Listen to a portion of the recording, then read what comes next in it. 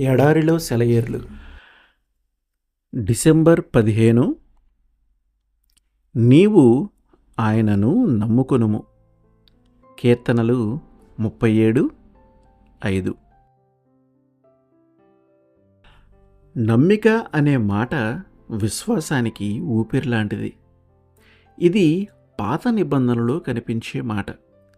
విశ్వాసం బాల్యదశలో ఉన్నప్పుడు నమ్మిక అనే మాట వాడతారు. విశ్వాసం అనే మాట మనస్సుకు సంబంధించినదైతే నమ్మిక అనేది హృదయ భాష. విశ్వాసం అంటే ఒక విషయం గురించి నిర్ధారణ ఏర్పడి అది జరుగుతుందని భావించటం.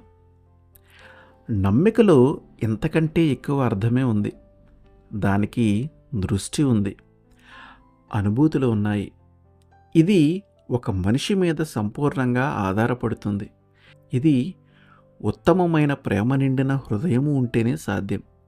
కాబట్టి ఆ దేవుని మీద ఇలాంటి నమ్మకం ఉంచుదాం.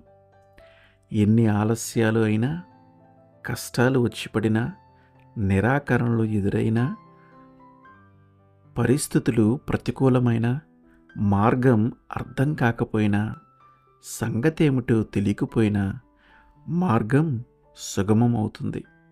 స్థితిగతులు సుఖాంతమవుతాయి. మబ్బు విడిపోతుంది. నిత్య ప్రకాశం నెలకొంటుంది. విశ్వాసానికి విషమ పరీక్షలు ఎదురైతే దేవునిలో నీ నమ్మకముంచు. శత్రుభయాన్ని కట్టిపెట్టు.